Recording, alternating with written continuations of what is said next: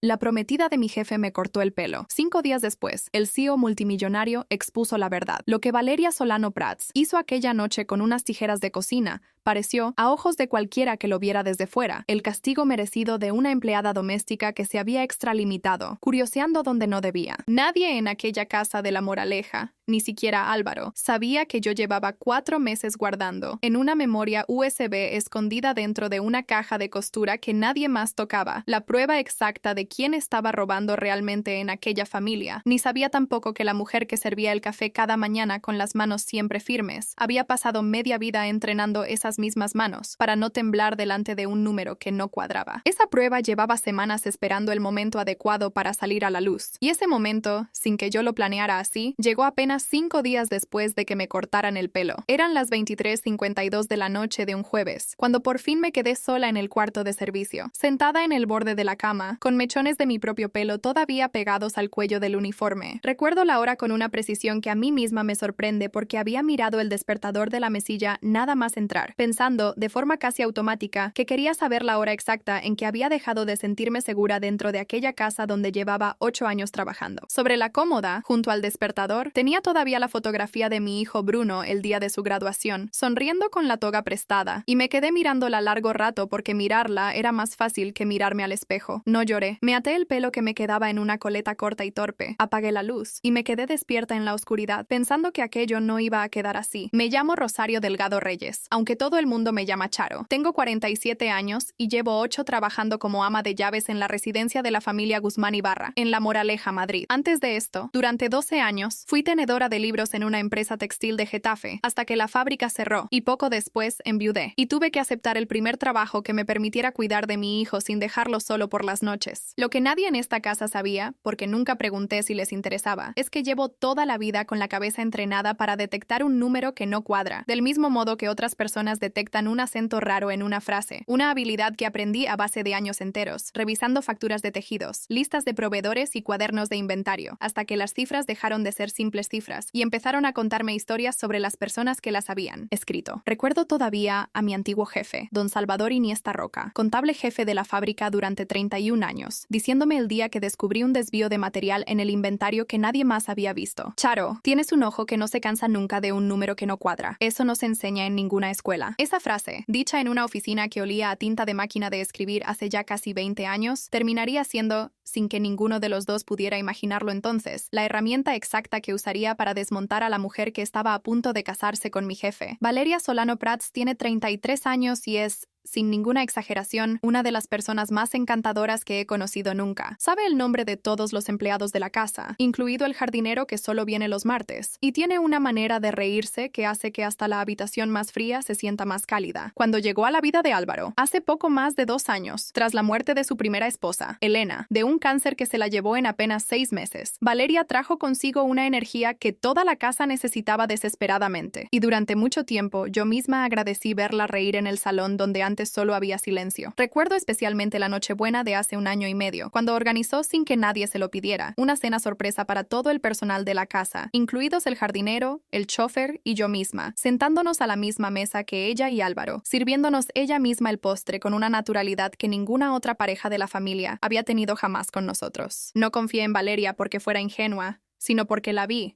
con mis propios ojos, sentarse durante horas junto a la cama de Álvaro cuando él pasó una neumonía complicada el invierno pasado, sosteniéndole la mano toda la noche sin quejarse una sola vez del cansancio, y ese tipo de dedicación no se finge fácilmente, o eso pensaba yo entonces. Pero para entender por qué terminé sentada en el borde de mi cama a las 23:52 de un jueves, con el pelo cortado a trasquilones, hay que retroceder varios meses, porque lo que ocurrió aquella noche solo tiene sentido si se conoce todo lo que pasó antes, empezando por el día, hace ya casi 2 años, en que Valeria puso un pie por primera vez en aquella casa con una maleta de diseño y una sonrisa que ninguno de nosotros, empezando por Álvaro, supo ver venir de verdad. Álvaro Guzmán Ibarra es el consejero delegado de Ibarra Capital Group, una empresa familiar de promoción inmobiliaria y hostelería con sede en Madrid, que él mismo convirtió, en apenas 15 años, en uno de los grupos privados más grandes del país. Desde que Elena murió, la casa de La Moraleja quedó dividida, sin que nadie lo dijera nunca en voz alta, entre dos tipos de personas, las que llevábamos años allí, discretas, funcionales, casi invisibles, y las que, como Valeria, llegaban con una luz nueva que Álvaro necesitaba con desesperación después de tanto duelo. La frase que se repetía entre el personal de la casa, dicha siempre como un elogio hacia ella, era: Valeria le ha devuelto las ganas de vivir al Señor, hay que dejarla hacer las cosas a su manera. Esa frase, tan bonita de repetir, se convirtió con el tiempo en una política silenciosa. A Valeria nadie le pedía justificantes de gastos, nadie revisaba las facturas que ella misma aprobaba para la organización de la boda, y a mí, cuando alguna vez mencioné una duda sobre algún proveedor, se me recordó, con amabilidad pero con firmeza, que esos temas ya no me correspondían a mí. Con el paso de los meses, esa frase se volvió tan habitual que dejé de escucharla como una elección de Álvaro y empecé a escucharla como una regla de la casa, algo tan asumido por todo el personal como la hora de encender las luces del jardín. Cuando alguna vez comenté con la cocinera, Remedios Salcedo, que me parecía extraño que Valeria manejara sola tanto dinero de la boda, sin que nadie más revisara las cuentas, ella me contestó, casi sin pensarlo, que así son las cosas cuando alguien te devuelve la alegría, Charo. No hay que ponerse a contar céntimos. Yo misma, durante un tiempo, llegué a pensar que mi incomodidad era simple recelo de empleada vieja hacia una cara nueva. Y esa duda sobre mí misma, ahora lo sé, fue exactamente lo que Valeria necesitaba que sintiera cualquiera que empezara a hacer las preguntas correctas. Primer indicio. El 8 de marzo, revisando las facturas domésticas que todavía me correspondía archivar como parte de mis funciones de ama de llaves, encontré un cargo de 4.800 euros a nombre de BS Events and Lifestyle SL por coordinación de proveedores de la boda, que no reconocía de ninguna reunión anterior. Pensé que sería simplemente el nombre comercial que Valeria había elegido para su propia empresa de organización de eventos, de la que hablaba con frecuencia en las cenas. No le di mayor importancia. Segundo indicio. El 22 de abril, mientras ordenaba el despacho de Álvaro porque él se encontraba de viaje en Lisboa, vi sobre su mesa un correo impreso del banco preguntando por una autorización de transferencia de 60.000 euros a la misma sociedad, BS Events and Lifestyle SL, pendiente de confirmación. Le pregunté a la asistente personal de Álvaro, Marisol Cabanillas, si aquello era normal, y me dijo que probablemente era un anticipo para el catering de la boda, algo habitual en este tipo de celebraciones. La creí, porque en aquel momento no tenía ningún motivo real para no hacerlo. Tercer indicio. El 6 de mayo, sirviendo el café después de una cena con la floristería contratada para la boda, escuché sin querer a Valeria decirle a la propia floristera, en voz baja, que le facturara el doble de lo acordado y que luego ya se arreglaban entre ellas. Una frase que en aquel momento interpreté, con torpeza, como una simple estrategia para inflar el presupuesto de cara a Álvaro y hacer que el evento pareciera más generoso de lo que realmente costaba. Solo mucho después entendí que aquello no era vanidad, sino el mismo mecanismo, a pequeña escala, que estaba usando con proveedores mucho más grandes. Cuarto indicio. El 14 de mayo empecé, sin decírselo a nadie, a fotografiar con mi propio teléfono cada factura relacionada con BS Events and Lifestyle SL, que pasaba por mis manos durante la limpieza del despacho, guardando las imágenes en una carpeta oculta que solo yo sabía abrir. No sabía todavía qué estaba buscando. Solo sabía, con esa misma desconfianza metódica que aprendí hace 20 años revisando inventarios, que algo en aquellos números no terminaba de encajar con el tamaño real de la boda que se estaba planeando. Quinto hallazgo. El 3 de junio, buscando en el registro mercantil desde el ordenador de la biblioteca durante mi día libre, descubrí que BS Events and Lifestyle SL había sido constituida apenas 5 semanas antes del compromiso oficial de Álvaro y Valeria, con un capital social de 3.000 euros, una única administradora, y esa administradora era, por supuesto, Valeria Solano Prats. En total, entre marzo y junio, la sociedad había recibido de las cuentas de la boda pagos por valor de 187.600 euros, una cifra que no se correspondía con ningún proveedor real que yo hubiera visto entrar jamás por la puerta de aquella casa. Sexto paso. El 19 de junio contraté, con mis propios ahorros y sin decírselo a nadie de la casa, al investigador privado y perito contable Norberto Aguilar Vives, con 22 años de experiencia y colegiado en la Asociación Profesional de Detectives Privados de España, para que investigara de forma independiente el historial de Valeria Solano Prats y el destino real de aquellos pagos. Norberto tardó 5 semanas en entregarme un informe de 38 páginas que confirmaba lo que yo ya empezaba a sospechar. Valeria había mantenido, 2 años antes de conocer a Álvaro, un compromiso similar con un hotelero de Marbella, Rodrigo Fontán Casares, que había roto la relación después de descubrir que ella había desviado más de 200.000 euros de las cuentas de su negocio familiar, a través de una sociedad instrumental prácticamente idéntica a Best Events and Lifestyle SL. Recuerdo el día que leí ese informe completo, sentada en el pequeño banco del jardín trasero durante mi hora de descanso, con las manos temblándome no de miedo, sino de la misma adrenalina fría que sentía de joven cada vez vez que encontraba, en los libros de la fábrica, un asiento contable que no cuadraba con la realidad del almacén. Guardé el informe entero, página por página, en la memoria USB que después escondería dentro de la caja de costura, pensando que quizás nunca llegaría a necesitarlo, pero sabiendo, al mismo tiempo, que las cosas importantes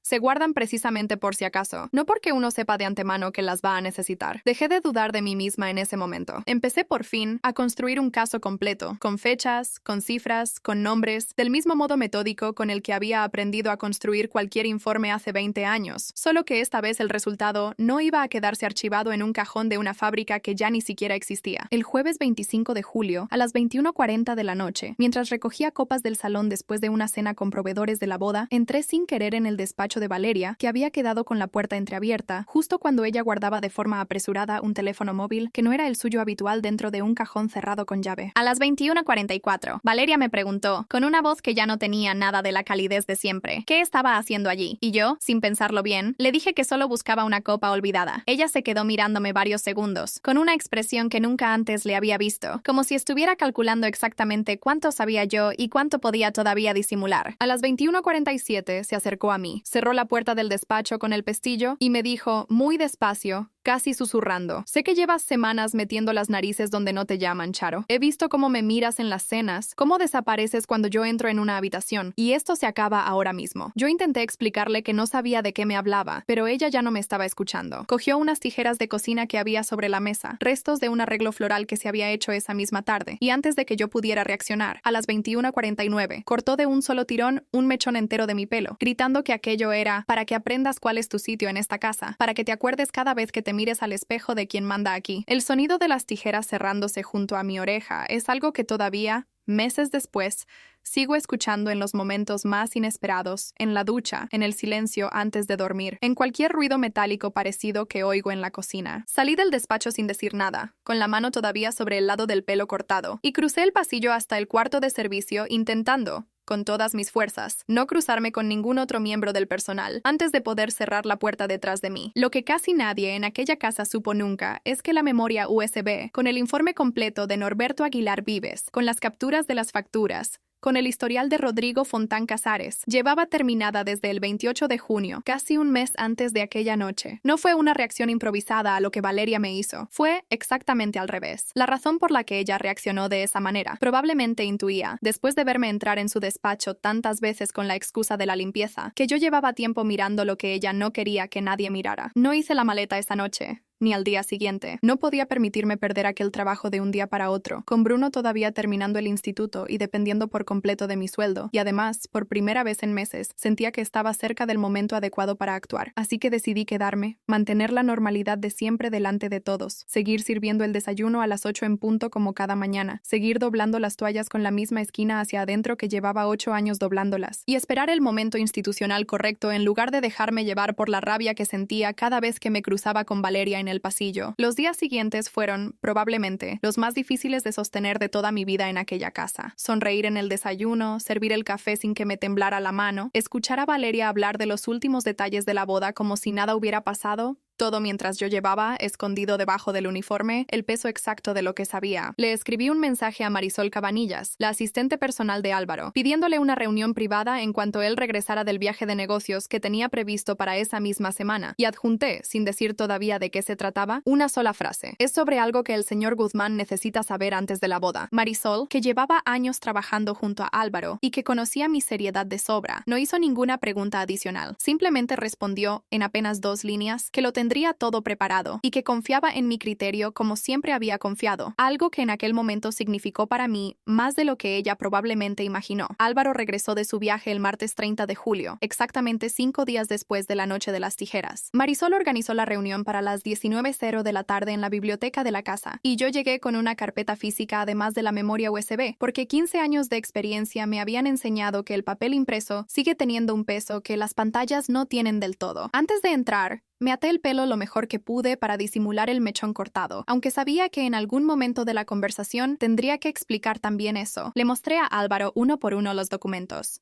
La constitución de BS Events and Lifestyle SL, 5 semanas antes del compromiso, los 187.600 euros desviados de las cuentas de la boda, las capturas de las facturas infladas y el testimonio grabado de Rodrigo Fontán Casares. que Norberto había conseguido que aceptara contar su historia ante notario. Álvaro escuchó en silencio durante casi 20 minutos, sin interrumpir ni una sola vez, con esa capacidad de concentración absoluta que, según dicen quienes trabajan con él desde hace años, es la misma que usa para cerrar negocios de cientos de millones de euros. Solo cuando llegué al final, cuando le mostré la fotografía que Marisol me había ayudado a tomar del mechón de pelo cortado, vi que algo en su expresión se quebraba de una manera que no tenía nada que ver con el dinero. A las 19:24 llamó a Marisol y le pidió que convocara para esa misma noche a su abogado personal, el letrado Fernando Bustamante Rojo, con 26 años de ejercicio especializado en derecho patrimonial y penal económico, socio del bufete que lleva todos los asuntos legales de Ibarra Capital Group desde hace más de una década. Cuando Fernando llegó a las 21:15, revisó cada documento con una calma metódica que me recordó, de una forma extraña, a la mía propia cuando reviso un inventario, y a las 21:38 dijo algo que yo no esperaba escuchar en boca de un abogado privado. Álvaro, esto no es solo un asunto entre vosotros dos. Con lo que Charo ha documentado y con el testimonio de Fontán Casares, estamos hablando de un patrón de estafa continuada que probablemente ya interesa a la Fiscalía de Delitos Económicos, no solo a un juzgado civil. Valeria fue confrontada esa misma noche, a las 22:10, en presencia de Álvaro, de Fernando Bustamante y, para mi sorpresa, del propio Rodrigo Fontán Casares, que había volado desde Marbella esa misma tarde a petición de Norberto Aguilar Vives, dispuesto por fin a contar en persona lo que le había ocurrido 2 años antes. Cuando Valeria entró en la biblioteca y vio a Rodrigo sentado junto a Álvaro, se detuvo en seco en el umbral de la puerta y durante varios segundos nadie dijo nada. Intentó negarlo todo al principio, hablando muy rápido, culpándome a mí de haber fabricado pruebas por celos o por resentimiento hacia su felicidad con Álvaro. Pero Fernando puso sobre la mesa un dato que ni siquiera Norberto había mencionado en su informe original. La sociedad instrumental que Valeria había usado con Rodrigo Fontán en Marbella y la que había usado con Álvaro en Madrid compartían el mismo gestor administrativo, un contable llamado Óscar Reina Palop, que llevaba años facilitando la constitución de sociedades pantalla para al menos 3 esquemas similares en distintas provincias y cuya actividad ya estaba siendo investigada de forma independiente por la Unidad de Delitos Económicos de la Policía Nacional. Cuando Valeria escuchó el nombre de Óscar Reina Palop, dejó de hablar por completo. Álvaro, que hasta ese momento se había mantenido en silencio absoluto, se levantó despacio, se acercó a ella y le dijo, con una voz tranquila que resultaba mucho más devastadora que cualquier grito: «Lo que más me duele no es el dinero, Valeria, es que le hiciste daño a la única persona de esta casa que llevaba meses intentando protegerme sin que yo lo supiera». Después de eso, pidió a la seguridad de la finca que la acompañara a recoger sus cosas y llamó él mismo, delante de todos, a la comisaría del distrito. 6 meses después, Valeria Solano Prats fue detenida en octubre por un delito continuado de estafa y falsedad documental y actualmente se enfrenta a un proceso penal que incluye no solo el caso de Álvaro, sino también el de Rodrigo Fontán Casares y el de una tercera víctima localizada durante la investigación policial contra Óscar Reina Palop. El compromiso con Álvaro quedó roto esa misma noche de julio y la restitución que Valeria deberá afrontar, según los cálculos que maneja ahora el juzgado, supera los 340.000 euros entre los 3 afectados, aunque Fernando Bustamante me ha explicado, con la misma paciencia que emplea para explicárselo a Álvaro, que estos procesos suelen alargarse varios años antes de que el dinero llegue realmente a devolverse. Sé, por lo que me cuenta Fernando Bustamante de vez en cuando, que el caso avanza despacio pero con firmeza, y que la Fiscalía considera este expediente uno de los más sólidos que ha visto en años, precisamente por la cantidad de documentación fechada y ordenada que aporté desde el principio, algo que él mismo ha llegado a comentar, medio en broma, que debería enseñarse en las facultades de Derecho como ejemplo de cómo se construye un caso desde fuera del sistema legal. Sigo trabajando en la Casa de la Moraleja, aunque desde hace 4 meses ya no como ama de llaves,